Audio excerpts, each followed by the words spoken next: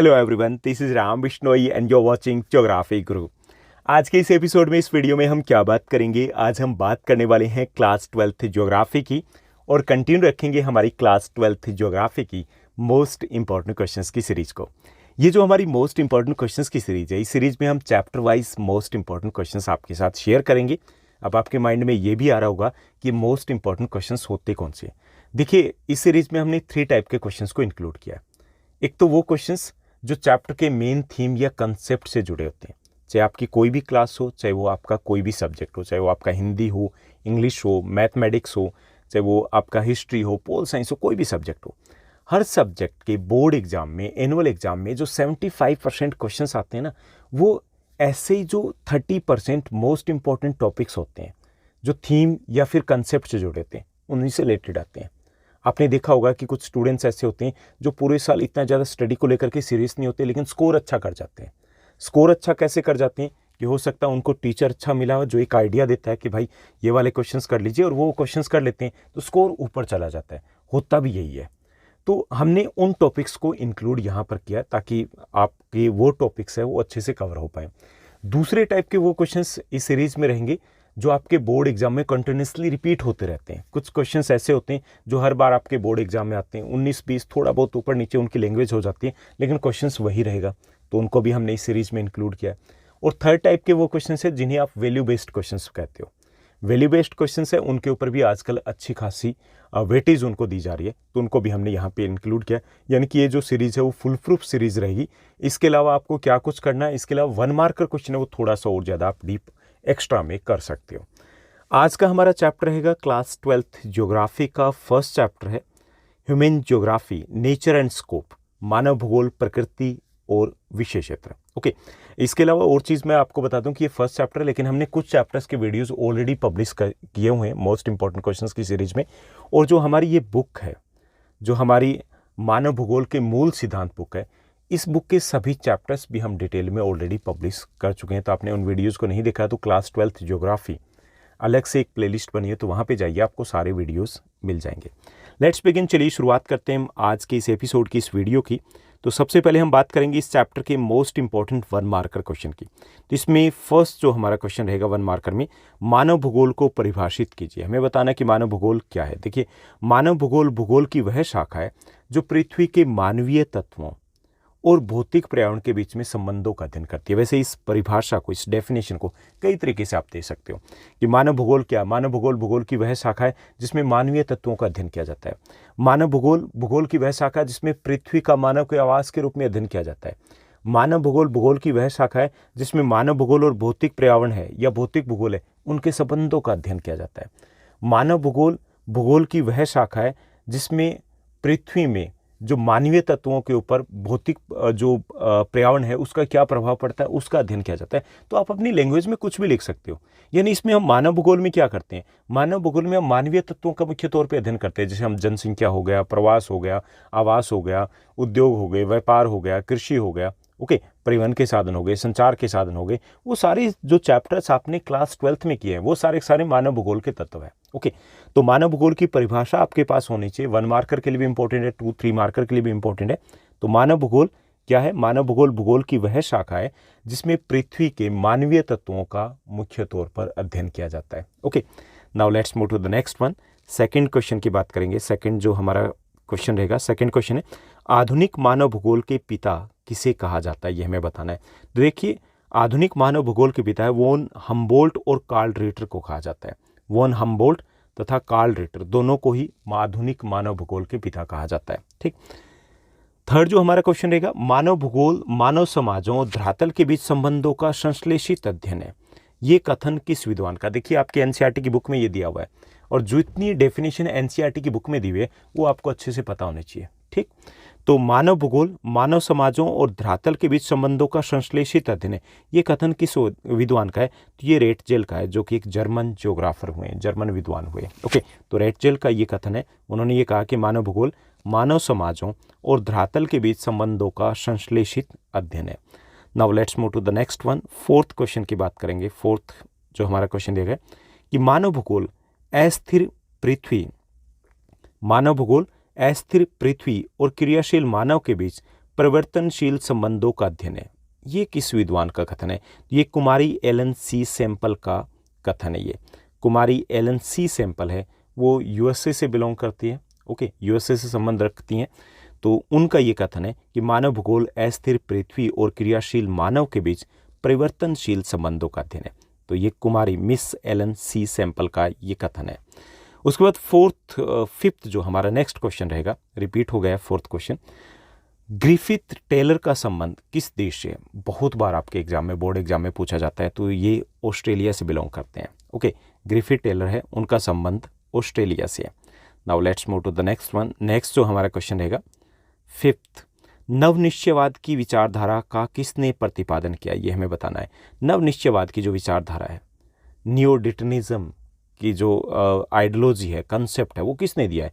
तो वो Griffith Taylor ने दिया, जो कि ऑस्ट्रेलियाई थे। उसके बाद नेक्स्ट जो हमारा सिक्स्थ क्वेश्चन है, कुमारी एलन सी सैंपल, मिस एलन सैंपल का संबंध किस देश से है? तो उनका संबंध यूएस से, संयुक्त राज्य अमेरिका से है। Now let's move to the next one. Next जो हमारा क्वेश्चन रहेगा सेवंथ क्वेश्चन है, बेंदा कहाँ का निवासी था? देखिए, आपको 2 केस स्टडी दी गई है इस चैप्टर में, तो वहाँ से भी क्वेश्चन आपके बोर्ड एग्जाम में पूछे जाते हैं। उसमें बेंदा की कहानी दी गई।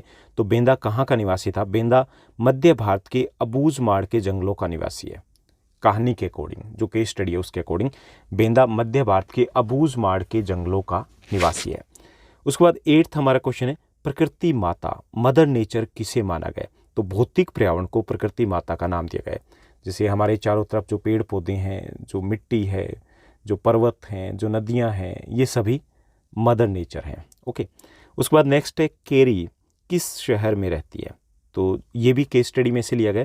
जो कैरी है वो ट्रोंडहाइम, नॉर्वे में रहती है। ट्रोंडहाइम शहर है, कहाँ? ये नॉर्वे में है, नॉर्दर्न पार्ट ऑफ नॉर्वे है, वहाँ पर है। तो वहाँ पर ये रहती है। Now let's move to the next one. Next जो हमारा 1 मार्कर में क्वेश्चन रहेगा, रुको और जाओ निश्चयवाद, ये विचारधारा किसकी देन है? ये हमें बताना है। रुको और जाओ निश्चयवाद विचारधारा किसकी देन है? तो ये ग्रिफिथ टेलर की देन है। 11th हमारा क्वेश्चन रहेगा, किस विचारधारा को जर्मन विचारधारा भी कहा जाता है? ओके, किस विचारधारा को जर्मन विचारधारा भी कहा जाता है? तो पर्यावरणीय निश्चयवाद की विचारधारा को जर्मन विचारधारा कहा जाता है। पर्यावरणीय निश्चयवाद की विचारधारा, इसकी बात हम डिटेल में करने वाले हैं शॉर्ट आंसर टाइप क्वेश्चंस में। तो इसको जर्मन विचारधारा भी कहा जाता है, क्योंकि मुख्य तौर पे क्योंकि इसको मुख्य रूप से जो जर्मन विद्वान थे उन्होंने दिया था। ओके, उसके बाद नेक्स्ट जो हमारा क्वेश्चन रहेगा 12th क्वेश्चन को देखिए। 12th क्वेश्चन है, मानव भूगोल एक ज्ञात्मक विषय है, स्पष्ट कीजिए। ज्ञात्मक मतलब जो गतिशील है, जिसमें बदलाव आता रहता है। तो मानव भूगोल ज्ञात्मक विषय, स्पष्ट करना है, कैसे कह रहे हो? ठीक, मानव भूगोल का जो मुख्य विषय है वो मानव है। ठीक, और मानव के साथ साथ हम भौतिक पर्यावरण और मानव उनके संबंधों का भी अध्ययन करते हैं। और ये दोनों कारक जो हैं वो परिवर्तनशील है और अस्थिर है। मानव में भी बदलाव आते रहते हैं समय के साथ साथ। जो भौतिक पर्यावरण है वो भी स्थायी नहीं है, उसमें बदलाव आते रहते हैं। इसलिए मानव भूगोल है वो एक ज्ञात्मक विषय। तो मानव भूगोल का मुख्य विषय मानव तथा भौतिक पर्यावरण है। ठीक, और ये दोनों ही विषय ये परिवर्तनशील है, अस्थिर है, इनमें बदलाव आते रहते हैं। इसलिए मानव भूगोल है वो गतिशील विषय या ज्ञात्मक विषय माना जाता है, क्योंकि उसमें जो भी चीज़ें होती है वो स्थायी नहीं होती है, वो बदलती रहती है। ठीक, जैसे आप मानव भूगोल में पढ़िए, हम जनसंख्या के बारे में पढ़ते हैं, क्या फैक्ट सेम रहेंगे? नहीं, बदलते रहते हैं। हम विकास के बारे में पढ़ रहे हैं, क्या सेम रहेगा? बदलते रहेंगे। उद्योग सेम रहेंगे, बदलते रहेंगे। परिवहन और संचार के साधन सेम रहेंगे, बदलते रहेंगे। अंतर्राष्ट्रीय व्यापार के आंकड़े सेम रहेंगे? नहीं, बदलते रहेंगे। तो इसलिए मानव भूगोल को ज्ञात्मक विषय कहा जाता है। 13th क्वेश्चन को देखिए, मानव अपने वातावरण की उपज है, यह कथन किस विचारधारा का? ये हमें बताना है। तो ये प्रकृतिवाद या पर्यावरणीय निश्चयवाद का कथन है, क्योंकि पर्यावरणीय निश्चयवाद ये कहता है कि प्रकृति है वो सर्वशक्तिमान है।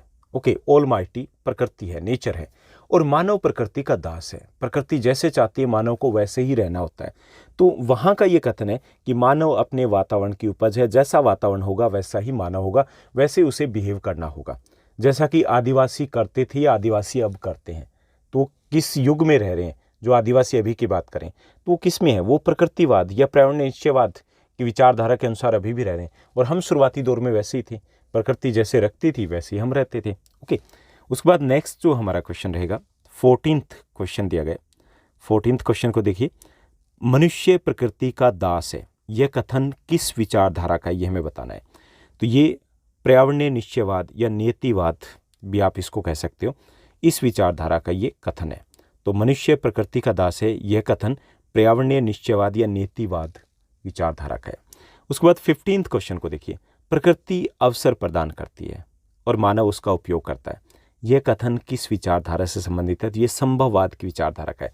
संभववाद की विचारधारा यह कहती है कि प्रकृति है वो सर्वशक्तिमान नहीं है, मानव उसमें बदलाव कर सकता है, मानव उसमें परिवर्तन कर सकता है। तो इस विचारधारा को हम पॉसिबिलिज्म या फिर संभववाद की विचारधारा कहते हैं। ओके, इसको हम फ्रांसीसी विचारधारा भी कहते हैं क्योंकि ये फ्रांस विद्वानों की देन थी। उसके बाद नेक्स्ट जो हमारा क्वेश्चन रहेगा 16th हमारा क्वेश्चन है, मनुष्य ने रहने के लिए घर बनाया, नदी पार करने के लिए पुल बनाया। मनुष्य के ये कार्य मानव भूगोल की किस विचारधारा के अंतर्गत रखे जा सकते हैं? तो ये जो कार्य है कि मानव ने घर बना लिया, नदी पार करने के लिए पुल बना लिया, यानी कि हम प्रकृति में बदलाव करें, तो ये संभववाद विचारधारा के अंतर्गत आएंगे। उसके बाद 17th हमारा क्वेश्चन है, ट्रोंडहाइम के लोगों की किसने जीवन को आसान बनाने में मदद की है? जो वहाँ के लोगों के जीवन को आसान बनाने में किसने मदद किया? तो तकनीक ने, टेक्नोलॉजी ने। हमने उस केस स्टडी में पढ़ा था कि कैसे वहाँ टेम्परेचर लो रहता है, ओके, लो रहता है और टेक्नोलॉजी के हेल्प से टेम्परेचर को हाई रखा जाता है वहाँ पे। इसके साथ साथ वहाँ से जैसे ट्रेवल करना है तो वहाँ पे एयरवेज़ की फैसिलिटी अवेलेबल है, इंटरनेट की फैसिलिटी अवेलेबल है, ओके, ऐसी गाड़ियाँ हैं जिसके थ्रू वो अंधेरा रहता है तो भी वो ट्रेवल कर पाते हैं। तो ये सारा टेक्नोलॉजी है, तकनीक है। तकनीक ने वहाँ के जीवन को संभव बनाया है और तकनीक कौन लेके आया? मानव लेकर के आया है, ओके, यानी कि प्रकृति में बदलाव संभव है। क्लियर? तो ये रहेंगे इस चैप्टर के most important 1 marker question. Now let's move to the next segment, और अगले सेगमेंट में हम डिस्कस करेंगे इस चैप्टर के मोस्ट इंपॉर्टेंट 2 और 3 मार्कर क्वेश्चन को।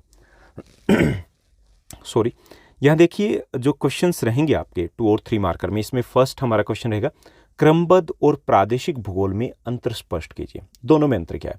देखिए, क्रमबद्ध भूगोल क्या होता है कि भूगोल के इस उपागम में, उपागम मतलब मेथड में, इस मेथड के तहत भूगोल के किसी एक विषय या तत्व का गहनता से अध्ययन किया जाता है। क्रमबद्ध भूगोल में क्या करते हैं हम? इसमें हम एक टॉपिक लेते हैं और उसको डिटेल में हम स्टडी करते हैं। जैसे हमने जनसंख्या ले लिया तो जनसंख्या क्या होती है, कहाँ कितनी पाई जाती है, कहाँ कम है, कहाँ ज़्यादा है, क्यों कम है, क्यों ज़्यादा है, वो सब कुछ पढ़ेंगे। कोयला क्या होता है, कैसे बनता है, क्या काम आता है, कितने टाइप का होता है, कहाँ मिलता है, ठीक, ये चीज़ें पढ़ते हैं। यानी इसे हम क्रमबद्ध जो भूगोल है इसको हम टॉपिकल ज्योग्राफी भी कह सकते हैं, क्योंकि इसमें एक टॉपिक लेते हैं और टॉपिक को पढ़ते हैं, ठीक। तो क्रमबद्ध भूगोल के इस मेथड में, इस उपागम के तहत भूगोल के किसी एक विषय या तत्व का चयन किया जाता है और उसका गहनता से अध्ययन किया जाता है। जैसे जनसंख्या हो गया, जैसे कोयला हो गया, जैसे हमने कृषि को ले लिया, ठीक। तो ऐसे ही एक टॉपिक लिया जाएगा और उसको हम डिटेल में डिस्कस करते हैं, वो क्रमबद्ध भूगोल होता है। दूसरी जो भूगोल की शाखा मानी जाती है वो है प्रादेशिक भूगोल।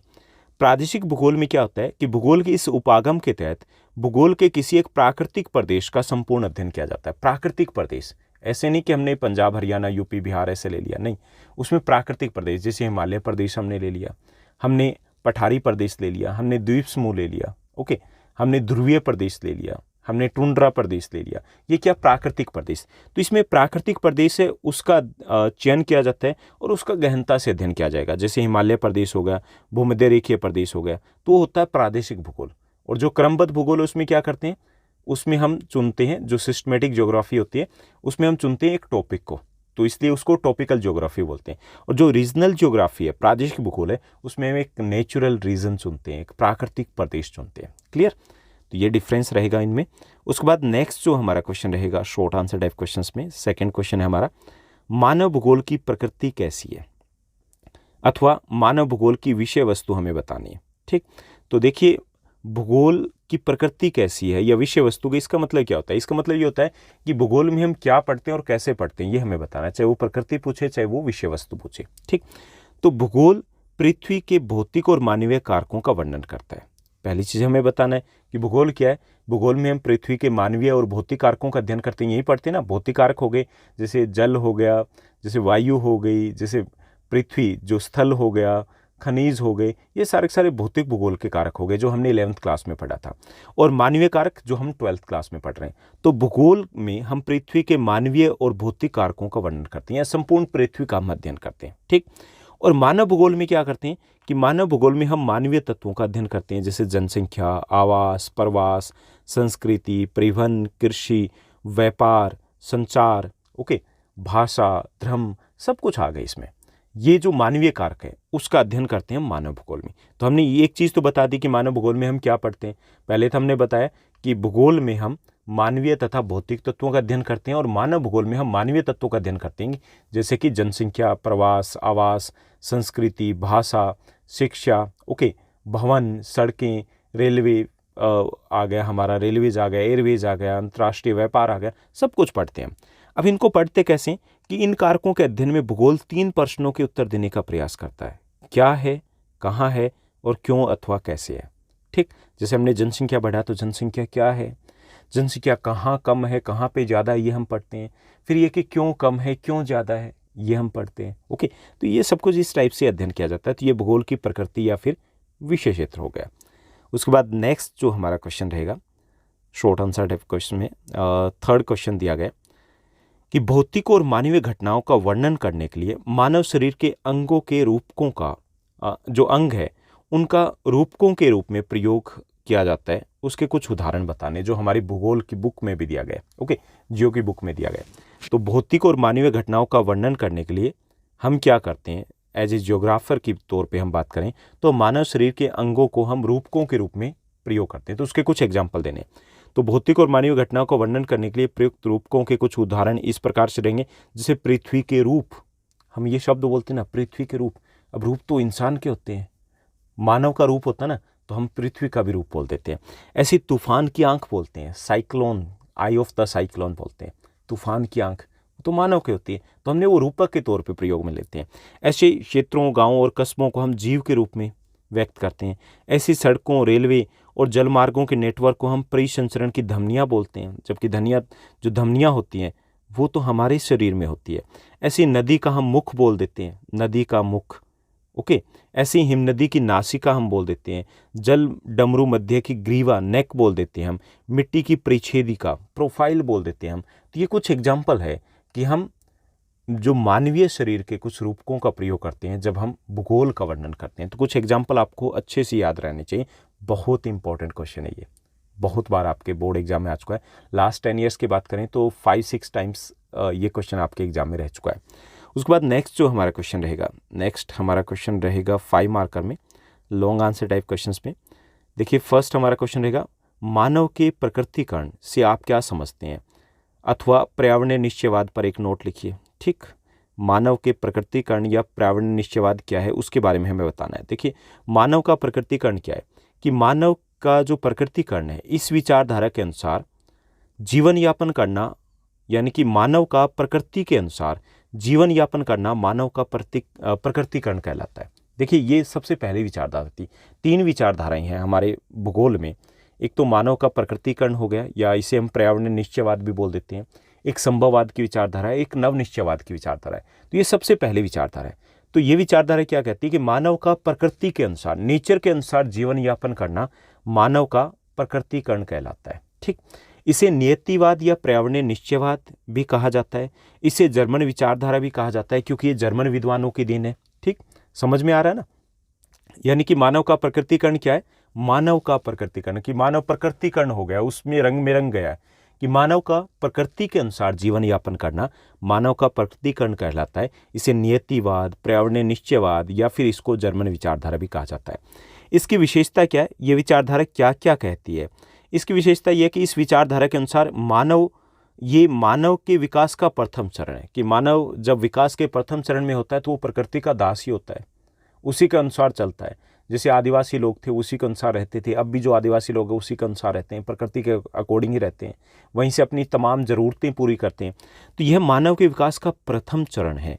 मानव इस विचारधारा के अनुसार मानव प्रकृति का दास है, प्रकृति है वो सर्वशक्तिमान होती है, और मानव का जीवन प्रकृति द्वारा नियंत्रित होता है, और मानव प्रकृति की पूजा भी करता है। उदाहरणतः जो आदिवासी है वो इसी युग में रह रहे हैं, ये जो विचारधारा है उनके ऊपर पूरी तरीके से लागू होती है। क्लियर। उसके बाद जो हमारा लॉन्ग आंसर टाइप क्वेश्चंस में सेकंड जो क्वेश्चन रहेगा, दूसरा हमारा प्रश्न रहेगा, मानव प्रकृति के मानवीकरण से आप क्या समझते हैं। वो था प्रकृति का, यहाँ पे मानव का प्रकृतिकरण था, यहाँ पे प्रकृति के मानवीकरण की बात हो रही है। प्रकृति के मानवीकरण को हम संभववाद की विचारधारा भी कहते हैं। तो हमें बताना है कि प्रकृति के मानवीकरण से आप क्या समझते हैं अथवा संभववाद पर हमें नोट लिखना है। तो प्रकृति का मानवीकरण क्या होता है कि मानव का प्रकृति में बदलाव करते हुए अपने जीवन को सुगम बनाना मानव जो प्रकृति का मानवीकरण कहलाता है। ठीक, यानी कि यहाँ पे प्रकृति को हमने अपने अकॉर्डिंग ढाल दिया है। तो मानव का प्रकृति में, नेचर में बदलाव करते हुए अपने जीवन को आसान बनाना प्रकृति का मानवीकरण कहलाता है। इसे संभावनावाद या संभववाद की विचारधारा भी कहा जाता है। इसे फ्रांसीसी विचारधारा भी कहा जाता है क्योंकि ये फ्रांसीसी विद्वानों की देन है। ओके, यानी कि ये विचारधारा ये कहती है कि भाई प्रकृति पावरफुल नहीं है, ऑलमाइटी नहीं है, सर्वशक्तिमान नहीं है, मानव उससे कहीं ज़्यादा सर्वशक्तिमान है, वो उसमें बदलाव कर सकता है। तो ये दूसरी विचारधारा है। ये कब शुरू हुई थी? जब हमने थोड़ी सी तकनीकी विकास कर लिया था, हमने बदलाव करना शुरू कर दिया था। आप देखते होंगे कि जैसे प्रकृति ने हमें सर्दी दी है तो हमने क्या किया, हमने हीटर बना लिए। गर्मी दी, हमने एसी बना ली। बदलाव किया ना। हमें पंख नहीं दिए हैं ऊपर वाले ने, लेकिन हमने उड़ना सीख लिया। कैसे? बाई एयर, जो जेट हैं उनके थ्रू हमने उड़ना सीख लिया ना। तो वो चीज़ें क्या है, वो बदलाव दिखाता है। ठीक, तो इसीलिए ये जो विचारधारा ये कहती है कि नहीं जी प्रकृति सर्वशक्तिमान नहीं है, बल्कि उसमें बदलाव किया जा सकता है। तो इसे संभववाद या संभावनावाद की विचारधारा भी कहते हैं। और क्योंकि ये फ्रांसीसी विद्वानों के दिन है तो इसलिए इसे फ्रांसीसी विचारधारा भी कहा जाता है। इसकी विशेषता क्या है कि यह विकास का दूसरा चरण है जिसमें मानव ने तकनीकी विकास कर लिया है। इस विचारधारा के अनुसार प्रकृति सर्वशक्तिमान नहीं है, मानव उसमें बदलाव कर सकता है। और जैसे एसी, हवाई जहाज़, इंटरनेट, मोटर गाड़ियाँ, ये सभी मानव के प्रकृति में बदलाव के एग्जाम्पल है, उदाहरण है। ठीक, तो ये हमारा सेकंड क्वेश्चन रहेगा लॉन्ग आंसर टाइप क्वेश्चंस में। उसके बाद नेक्स्ट क्वेश्चन देखिए, थर्ड जो हमारा क्वेश्चन रहेगा, नवनिश्चयवाद की विचारधारा से आप क्या समझते हैं। सबसे इंपॉर्टेंट है ये, हालांकि बहुत कम चांस है कि लॉन्ग आंसर टाइप क्वेश्चंस में इस चैप्टर में से कोई क्वेश्चन रहे, ये आपके 3 मार्कर में ही आते हैं मैक्सिमम। तो नवनिश्चयवाद की विचारधारा से आप क्या समझते हैं कि नवनिश्चयवाद की जो विचारधारा है ये किसकी देन है। ये ऑस्ट्रेलियाई विद्वान ग्रिफिथ टेलर ने दी है। ये जो विचारधारा है ग्रिफिथ टेलर ने दी है।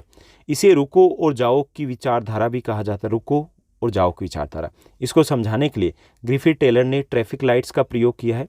यह विचारधारा पर्यावरणीय निश्चयवाद और संभववाद के बीच का रास्ता है। ये विचारधारा ये कहती है कि ना तो प्रकृति सर्वशक्तिमान है, न ही मानव सर्वशक्तिमान है, बल्कि मानव विकास के लिए दोनों के बीच संतुलन होना सबसे महत्वपूर्ण है। अगर मानव ने उस लाइन को क्रॉस किया तो भी गड़बड़ है, और अगर प्रकृति ने मानव को दबाने की कोशिश की तो भी गड़बड़ है, क्योंकि तब मानव आगे नहीं जा पाएगा। तो ये बीच की विचारधारा, दोनों के बीच की नवनिश्चयवाद की विचारधारा, ये ग्रिफिथ टेलर ने दी है, जो कि ऑस्ट्रेलियाई विद्वान थे। उन्होंने इसे रुको और जाओ की विचारधारा भी कहा, यानी कि इसे रुको और जाओ विचारधारा भी कहा जाता है। इसको समझाने के लिए उन्होंने ट्रैफिक लाइट्स का प्रयोग किया। जैसे ग्रीन लाइट का मतलब होता है जाइए, ओके, रेड लाइट का मतलब रुकिए, और जो एम्बर लाइट्स होती है उसका मतलब होता है कि एक बार देखिए, अलर्ट हो जाइए। तो उन्होंने कहा कि ऐसे ही हमें आगे बढ़ना है, ये नहीं कि अंधाधुंध आगे बढ़ेंगे। नेचर को हम इग्नोर नहीं कर सकते, नेचर को हमें साथ लेकर के चलना पड़ेगा, तभी वो एक्चुअली में हमारा विकास होगा। तो ये दोनों के बीच का रास्ता है जो संतुलन बनाने की बात करता है कि संतुलन है वो ज़्यादा ज़रूरी है मानव के विकास के लिए। और ये विचारधारा ये कहती है कि ना तो प्रकृति, ना तो नेचर सर्वशक्तिमान है, और न ही मानव सर्वशक्तिमान है। तो ये था हमारा इस चैप्टर का थर्ड और last long answer type questions. Hopefully ये सभी क्वेश्चंस आपको अच्छे से समझ में आए होंगे। इसी तरीके से जो बाकी चैप्टर्स हैं उनके क्वेश्चंस भी आपको विद इन 10 डेज़ अवेलेबल करवा दिए जाएंगे। काफ़ी सारे चैप्टर्स के वीडियोज़ ऑलरेडी हम पब्लिश कर चुके हैं, और ये चैप्टर्स डिटेल में भी हम आपके साथ शेयर कर चुके हैं। तो होपफुली सब कुछ स्मूथली जा रहा होगा। इसके अलावा आपके कोई डाउट्स हैं, सजेशंस हैं, तो आप कमेंट सेक्शन में कमेंट कर सकते हो। आप हमसे कनेक्ट हो सकते हो, जुड़ सकते हो। ज्योग्राफी गुरु ऑफिशियल पे जाइए इंस्टाग्राम के ऊपर, तो वहाँ पे आप जुड़ सकते हो। इसके साथ साथ ज्योग्राफी गुरु हमारा टेलीग्राम का चैनल है, उसको भी ज्वाइन किया जा सकता है, जहाँ पर आपके साथ PDF, सैम्पल क्वेश्चन पेपर या वीडियो के लिंक है वो शेयर किए जाते हैं। आज के लिए बस इतना ही। Thank you, bye bye, have a nice day.